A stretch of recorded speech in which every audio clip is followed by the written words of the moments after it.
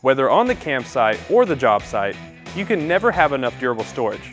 And that's why you need a DZ Poly Storage Chest to store your gear.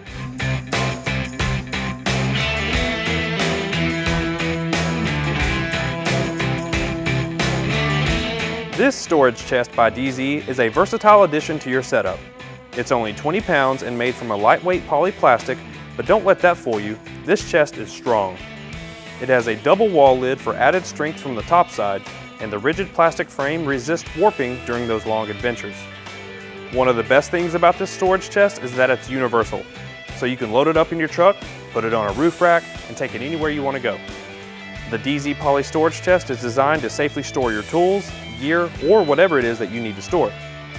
You can add a padlock to the chest in conveniently located padlock locations. When you're out and need a refreshing drink, you can open a bottle on the DZ hitch step and use one of the cup holders on the utility chest to keep your drink from spilling. And weather is no issue. DZ has installed a foam gasket around the lid to help keep out rain, dirt, and more.